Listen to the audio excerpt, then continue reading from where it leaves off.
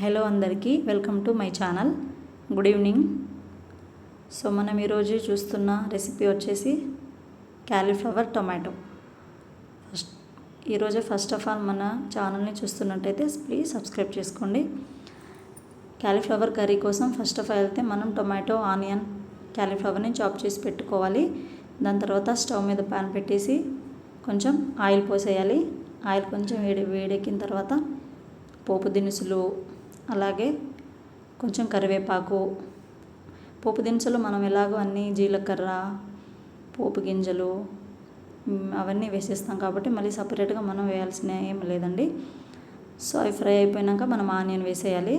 Onion కొద్దిసేపు fry అయిపోయాక మనం ముందుగానే చాప్ చేసి పెట్టుకున్న క్యాలీఫ్లవర్ని కడాయిలో వేసేసి కొద్దిసేపు ఫ్రై అవ్వనివ్వాలి.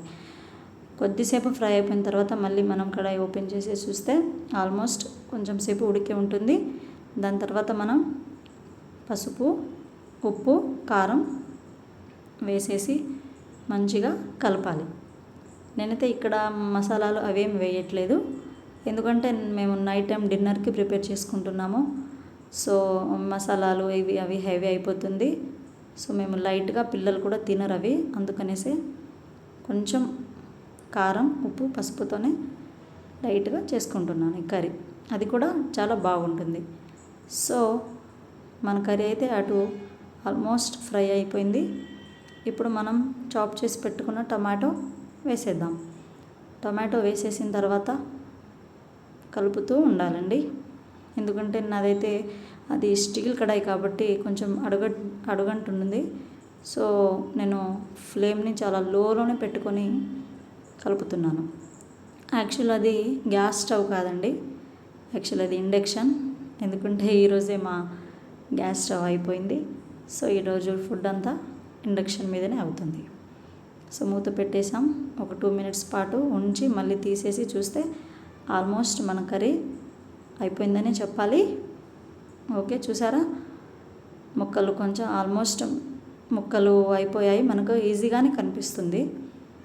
సో మూత పెట్టేద్దాం. మళ్ళీ ఒక 2-3 minutes తర్వాత ఫ్లేమ్ని లోనే ఉంచుకుంటూ చేస్తే అయిపోతుంది. సో ఫ్రై అయితే అయిపోతుంది. టొమాటో కూడా గ్రేవీ బాగానే కొంచెం లైట్గా వచ్చేసింది. ఇంకా ఎక్కువసేపు ఉంటే అది మాడిపోతుందండి. సో మనం ఇప్పుడు 1/2 glass కంటే కొంచెం తక్కువ వాటర్ వేసుకుందాం. ఎందుకంటే మేమిద్దరము, మాకు 2 పిల్లలు కాబట్టి మేము కొంచెం తక్కువ క్వాంటిటీలోనే ఉన్నాం కాబట్టి కొంచెం తక్కువనే వాటర్ వేసుకున్నాము.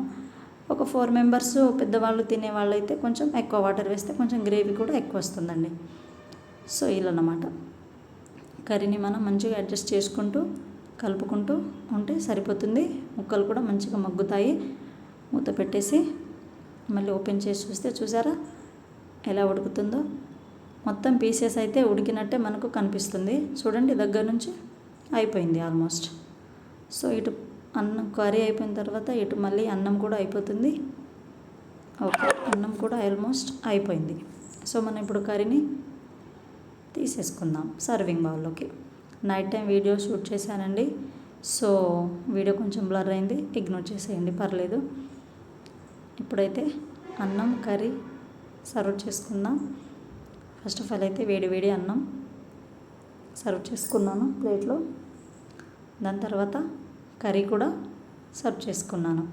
ఎంతో టేస్టీగా ఉండే క్యాలీఫ్లవర్ విత్ టమాటో, మసాలాలు ఏమీ లేకుండా చాలా ప్లెయిన్గా, చాలా టేస్టీగా, పిల్లలు కూడా ఇష్టపడి తినేలాగా ఉంటుందండి. ఒకసారి తప్పకుండా ట్రై చేయండి అండ్ సబ్స్క్రైబ్ చేసుకోండి.